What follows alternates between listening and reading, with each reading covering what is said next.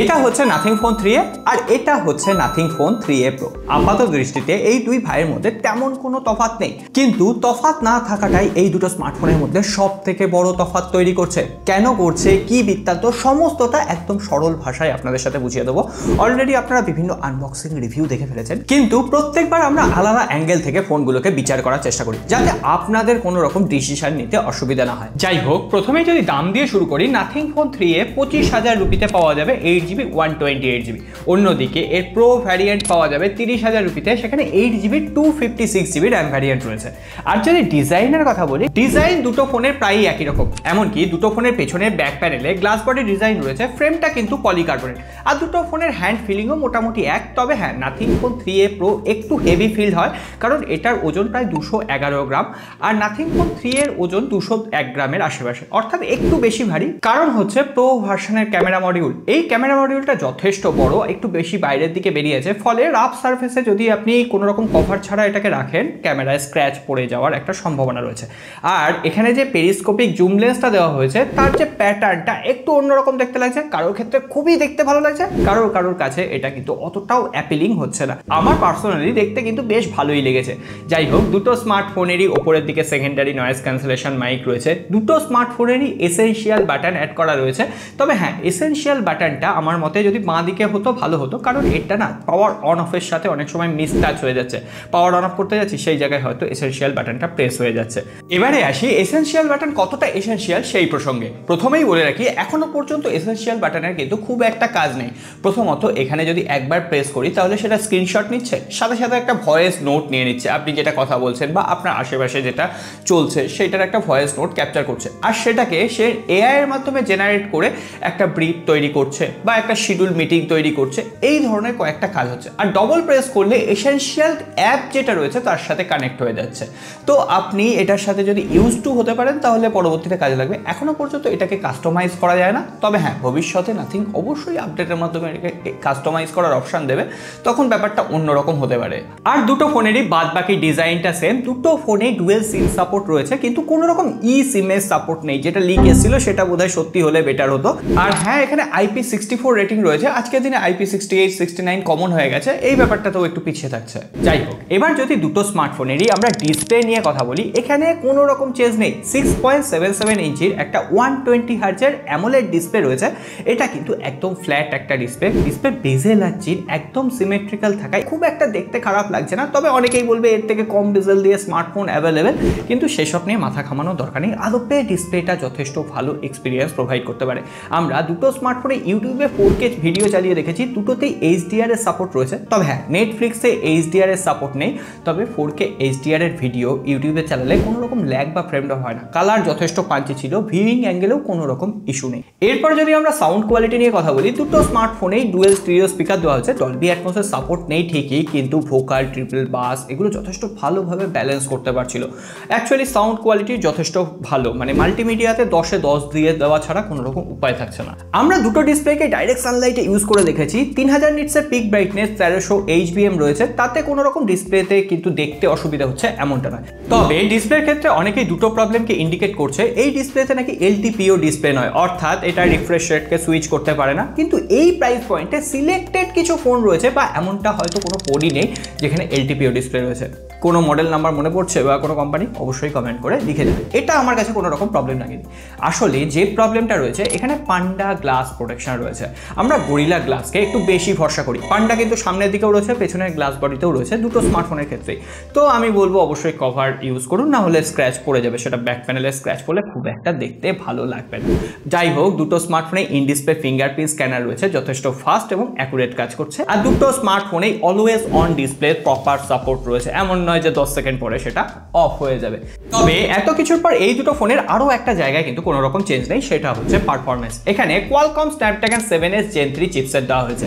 3 এর ক্ষেত্রে এটা মেনে নেওয়াই যায়, কিন্তু 3A Pro এর কথা বিচার করলে এই প্রসেসরটা কিন্তু এই প্রাইস পয়েন্টে দুর্বল। আর দুটো স্মার্টফোনে UFS 2.2 storage type, DDR4X RAM দেওয়া হয়েছে। দুটো স্মার্টফোনেই যদি একটু পারফরমেন্স বুস্ট করা যেত বেটার হতো। আমরা অ্যান্টুটু চেক করেছি, ওই 8 লাখের আশেপাশে এসছে। এই প্রাইস পয়েন্টে 1 মিলিয়নের আশেপাশে স্কোর থাকাটা উচিত। যাই হোক, আমরা যখন নর্মাল ডেইলি অ্যাপ্লিকেশনগুলো ইউজ করছি, সেটা দুটো স্মার্টফোনের ক্ষেত্রে যথেষ্ট ফ্লুয়েন্ট ওপেন হচ্ছে, স্মুথ ছিল। অ্যানিমেশন UI এর ডিলে কোনো সময় আমরা পাইনি, কোনো সময় মনে হয়নি যে মিস টাচে প্রবলেম হচ্ছে, একদম স্মুথলি ইউজ করা যাচ্ছিল, কোনো রকম প্রবলেম নেই, social media application, banking application. কিন্তু যখনই আমরা হেভি গেমিং করতে গেলাম না, তখনই এটা একটু গুঁতো খেয়েছে। প্রথমত আমরা BGMI 60 FPS খেলতে পেরেছি, কিন্তু যখনই হায়ার ফ্রেম রেট দরকার হচ্ছে, যখন খুবই অ্যাটাকিং হচ্ছে, বেশ কিছু জায়গায় প্রবলেম হয়েছে, বেশ কিছু জায়গায় হালকা ফুলকা ল্যাগ করেছে, ফ্রেম ড্রপ করেছে। সুতরাং গেমিং সেন্ট্রিক স্মার্টফোন হিসেবে নয়, এই স্মার্টফোন দুটো আপনারা যারা ভালো এক্সপিরিয়েন্স চাইছেন, মোটামুটি গেমিং ছাড়া অন্যান্য পারফরমেন্স চাইছেন, তাদের জন্য পারফেক্ট ডিভাইস। মোটামুটি পারফরমেন্স নিয়ে আর বিশেষ কিছু বলার নেই, তবে আপনাদের উদ্দেশ্যে একটা কথা বলার রয়েছে। এতক্ষণ ভিডিওটা দেখছেন মানে আপনাদের নিশ্চয়ই ভালো লেগেছে, তাহলে ভিডিওটা এখন লাইক করেননি কেন বস? লাইক করে দেবেন, নতুন হয়ে থাকলে সাবস্ক্রাইব করে রাখতে পারেন। আর হ্যাঁ, যারা স্মার্টফোন কিনবেন বলে ভাবছেন বা এই ভিডিওগুলো তাদের সাথে শেয়ারও করতে পারেন, তাহলে আমাদেরও একটু রিচ বেড়ে যায়। যাই হোক, যেটা নিয়ে অনেক কথা বলা রয়েছে সেটা হচ্ছে আমার সফটওয়্যার এক্সপিরিয়েন্স। প্রথমত out of the box Android 15 রয়েছে, দারুণ কথা। তার উপরে 3টে অপারেটিং সিস্টেমে আপডেট, 4 বছরের সিকিউরিটি প্যাচ লেভেল আপডেট দেবে, এটাও ভালো কথা। নাথিং একদম সময় মতো আপডেট দেয়, এটাও ভালো কথা। কিন্তু আজকের দিনে যেটা একেবারেই খারাপ কথা, আজকে আমরা এআই জেনারেশনে অনেকটা এগিয়ে গেছি। স্যামসাংয়ের One UI এত আমরা এআই ফিচার পাচ্ছি, ভিভোতে এত এআই ফিচার দিচ্ছে, কিন্তু নাথিং এআই ফিচারের ব্যাপারে অনেকটা পিছিয়ে গেছে। এখানে গ্যালারির নিজস্ব কোনো অপশান নেই। এখানে মোটামুটি ফটোস যে আমরা গুগল ফটোসটা পাই, সেটাকে একটু রিনোভেট করে গ্যালারিতে দিয়ে দেওয়া হয়েছে। এআই ফিচার খুব একটা নেই, ওই ব্যাকগ্রাউন্ড ইরেজার, ব্যাকগ্রাউন্ড রিমুভ, এই দু একটা এআই ফিচার ছাড়া আর তেমন কোনো ফিচার নেই। তবে হ্যাঁ, ইউআইটা যথেষ্ট ক্লিন, কোনো রকম ক্যাঁচড়া প্রি ইনস্টলড অ্যাপ্লিকেশন নেই, কোনো রকম আনওয়ান্টেড নোটিফিকেশন নেই। এটা যথেষ্ট ভালো এক্সপিরিয়েন্স আপনাকে প্রোভাইড করবে। আর এখানে গ্লিপ লাইটের যে কাস্টমাইজেশন, দুটোতেই 3টে করে এলইডি স্ট্রিপ দেওয়া হয়েছে, দেখতে ভালো লাগছে, আদবে কাজের জিনিস। অ্যাকচুয়ালি আমরা উবের বুক করলাম, উবেরটা কতক্ষণ পরে আমাদের আসবে এটা দেখাবে, এমনকি ভলিউম আপ ডাউনের সময় এই যে এলইডিটা সেটা আপ ডাউন করবে, দেখতে কুল লাগছে। তবে 3A Pro এর ক্ষেত্রে গ্লিপ লাইটে একটা আমি বাগ লক্ষ্য করেছি। আমি যখন ইউটিউবে ভিডিও দেখছি, গান শুনছি, তখন এই 3A Pro-তে কিন্তু গ্লিপ লাইটে কোনো রকম অ্যানিমেশন আসছে না, 3A-তে আসছে। আর এই ধরনের সফটওয়্যার বাগ বিভিন্নভাবে আমাদের চোখে পড়েছে। যেমন আমরা পিন অ্যাপ করতে গেলাম যখন ইউটিউবে, কোনো সময় পিন হচ্ছে, কোনো সময় পিন হচ্ছে না। কিন্তু হ্যাঁ, রিসেন্টলি নাথিং একটা আপডেট রোল আউট করেছে, আর আপডেট করে নেওয়ার পর এই ধরনের কোনো প্রবলেম কিন্তু আমি ফেস করিনি। উপরন্তু অ্যাপ্লিকেশন ক্লোন, অ্যাপ্লিকেশন লক, এই সমস্ত ফিচার তো রয়েছে। সুতরাং সফটওয়্যার এক্সপিরিয়েন্স যথেষ্ট ভালো, যথেষ্ট ভালো না, খুবই ভালো, শুধুমাত্র এআই ফিচার বাদ দিলে।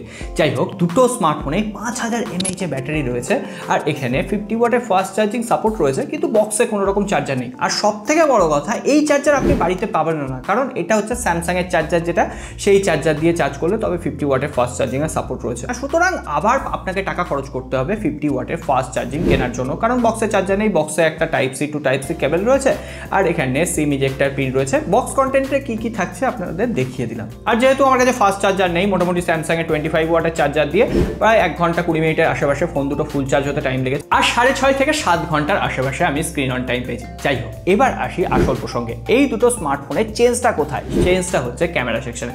দুটো স্মার্টফোনে ট্রিপল লেয়ার ক্যামেরা রয়েছে, 50 মেগাপিক্সেলের প্রাইমারি ক্যামেরা, 8 মেগাপিক্সেলের আল্ট্রা ওয়াইড অ্যাঙ্গেল লেন্স, দুটোর ক্ষেত্রেই সমান।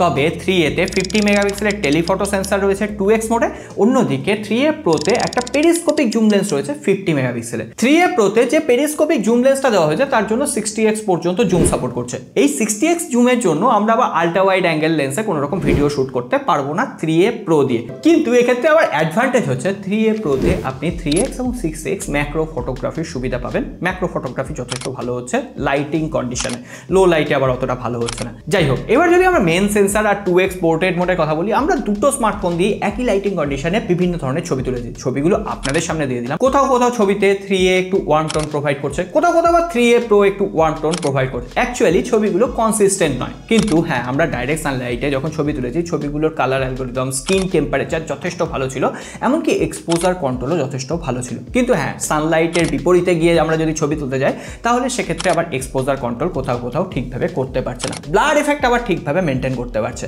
কিন্তু হ্যাঁ, পেরিস্কোপিক জুম লেন্স থাকায় 3A Pro দিয়ে আমরা যখন 3x এ ছবি তুলছি, সেটা কিন্তু বেটার ভাবে ক্যাপচার হচ্ছে। লো লাইটেও আমার 3A Pro স্লাইটলি বেটার মনে হয়েছে। আমি দুটো ফোন দিয়ে যে সমস্ত ছবি তুলেছি, direct download link, drive link আমি ডেসক্রিপশন বক্সে দিয়ে দেবো, ওখান থেকে ছবির সাইজ, ছবির কালার অ্যালগরিদম এগুলো আপনারা চেক করে নিতে পারেন। যাই হোক, আলটিমেটলি 25,000-এ নাথিং ফোন 3A যথেষ্ট ভালো ক্যামেরা কোয়ালিটি প্রোভাইড করছে, নো ডাউট। কিন্তু 30,000-এর বিচারে nothing phone 3A Pro camera quality ওইটি একটু এনহ্যান্স করার দরকার রয়েছে। আর আমার মনে হয় নাথিং আপডেট দিয়ে ব্যাপারটা মিটিয়েও দেবে। কিন্তু হ্যাঁ, শুনতে আশ্চর্য লাগলেও নাথিং ফোন 3a দিয়ে আপনি আল্ট্রা ওয়াইড অ্যাঙ্গেল লেন্সে ভিডিও শ্যুট করতে পারবেন। এবার যদি ভিডিও শ্যুটের কথা বলি, দুটো স্মার্টফোন দিয়ে 4K 30 fps এ ভিডিও শ্যুট করা যাচ্ছে। কালার অ্যালগোরিদম, এমনকি যে অপটিক্যাল ইমেজ স্টেবিলিটি, এগুলো যথেষ্ট ভালোভাবে কাজ করছে। কিন্তু আমরা যদি ফ্রন্ট ক্যামেরার কথা বলি, 3a তে 32 মেগাপিক্সেল, 3a Pro তে 50 মেগাপিক্সেল। 3a Pro দিয়ে আপনি 4K 30 fps এই ফ্রন্ট ক্যামেরা দিয়ে ভিডিও শ্যুট করতে পারবেন, কিন্তু 3a তে 1080p 60 fps এর সাপোর্ট রয়েছে। তবে সব থেকে আমার যেটা খারাপ লেগেছে, দুটো স্মার্টফোনে কোনোটা দিয়েই আপনি ব্লার ভিডিও শ্যুট করতে পারবেন না। এটা কেন নাথিং প্রোভাইড করো না? আজকাল এই প্রাইস পয়েন্টে প্রত্যেকটা কোম্পানি প্রোভাইড করছে, এটার জন্য আমি যথেষ্ট ডিসঅ্যাপয়েন্টেড। এই হচ্ছে আমাদের ওভারঅল নাথিং ফোন 3a এবং 3a Pro। আমি আমার ফিডব্যাকটা আপনাদের সাথে শেয়ার করলাম। এবার আপনাদের পালা, আপনাদের ফিডব্যাকটা কমেন্ট বক্সে লিখে জানান। 25,000-এ নো ডাউট এখনো পর্যন্ত নাথিং ফোন 3a যথেষ্ট নিজের জায়গা ধরে রেখেছে, কিন্তু 30,000-এ যদি আমি নাথিং ফোন 3a Pro-কে বিচার করি, ক্যামেরা সেকশনের দিক থেকে Realme 14 Pro Plus এগিয়ে থাকবে। তাছাড়াও এই প্রাইস পয়েন্টে Vivo V50ও রয়েছে। তো overall nothing phone 3a Pro কিন্তু আলাদা একটা সফটওয়্যার এক্সপিরিয়েন্স, আলাদা একটা ডিজাইন, অ্যাপিলিং একটা পারফরমেন্স প্রোভাইড করছে। সো আমরা বেশ কিছু কম্পারিজন ভিডিও দেওয়ারও চেষ্টা করব। আর এই সমস্ত কিছু দেখার জন্য অবশ্যই লাইক আর সাবস্ক্রাইব করে রাখবেন। আর আপনাদের যদি কোনো প্রশ্ন থাকে অবশ্যই কমেন্ট বক্সে লিখে জানাবেন। আজকে আর কথা বাড়াচ্ছি না, সকলে ভালো থাকবেন, দেখা হবে আগামী পর।